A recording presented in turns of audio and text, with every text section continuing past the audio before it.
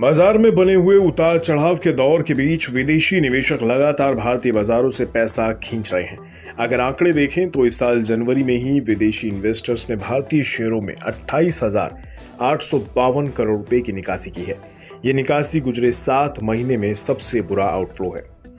लेकिन कुछ कंपनियां ऐसी भी हैं जिनमें विदेशी इन्वेस्टर्स ने अपना इन्वेस्टमेंट बढ़ाया है। अगर 2022 की अक्टूबर से दिसंबर तिमाही की बात की जाए तो येस बैंक और पीवी फिनटेक यानी पॉलिसी बाजार ऐसी कंपनियां हैं जिनमें विदेशी इन्वेस्टर्स या फॉरेन पोर्टफोलियो इन्वेस्टर्स यानी एफपीआई ने अपना स्टेक बढ़ाया है। प्राइम डेटाबेस के आंकड़ों से पता चल रहा है कि 30 सितंबर 2022 को येस बैंक में एफपीआई का स्टेक 12.15% था, जो कि 31 दिसंबर 2022 को बढ़कर 23.24% हो गया। इस तरह से येस बैंक में एफपीआई की होल्डिंग 11.09% बढ़ी है। इसी दौरान अगर येस बैंक के शेयरों का परफॉर्मेंस देखें तो इसने इन्वेस्टर्स को 31.63% का रिटर्न दिया है। पॉलिसी बाजार की अगर बात करें तो इसमें एफपीआई होल्डिंग सितंबर 2022 के अंत में 37.11% थी, जो कि दिसंबर के आखिर में बढ़कर 47.99% हो गई। हालांकि इसी दौरान पीवी फिनटेक के शेयरों के दाम 5.13% नीचे आ गए, यानी इन शेयरों ने इतना नेगेटिव रिटर्न दिया। इसके बाद सॉर्विटेक पावर का नंबर आता है, जिसमें सितंबर आखिर तक कोई एफपीआई होल्डिंग नहीं थी, लेकिन दिसंबर आखिर में इसमें एफपीआई होल्डिंग एकदम से बढ़कर 9.42% पर आ गई। हालांकि इसी अवधि में इसके शेयरों ने -14.07% का रिटर्न भी दिया।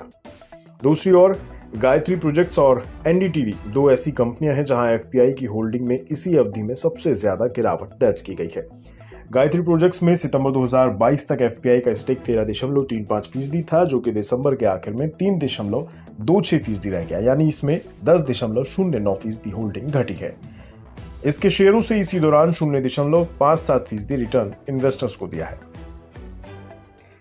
और एनडीटीवी की बात करें तो इसमें सितंबर 2022 में एफपीआई होल्डिंग का आंकड़ा 14.72% था, जो कि दिसंबर में घटकर 5.33% रह गया। इसमें 9.39% की गिरावट आई। इसी दौरान इसके शेयरों ने नेगेटिव 7.3% का रिटर्न दिया।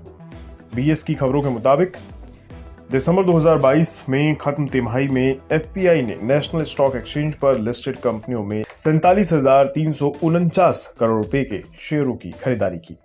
इसी अवधि में एफपीआई की होल्डिंग इन कंपनियों में बढ़कर 20.18% पर पहुंच गई, जो कि इससे पिछले तिमाही यानी जुलाई से सितंबर 2022 के दौरान 9.88% थी। गौरतलब है कि चीनी मार्केट के आकर्षक होने के चलते विदेशी पोर्टफोलियो इन्वेस्टर्स ने इसी साल जनवरी में भारतीय बाजारों से बड़ी निकासी की। जनवरी में ही विदेशी इन्वेस्टर्स ने भारतीय शेयरों से 28,852 करोड़ रुपए की निकासी की।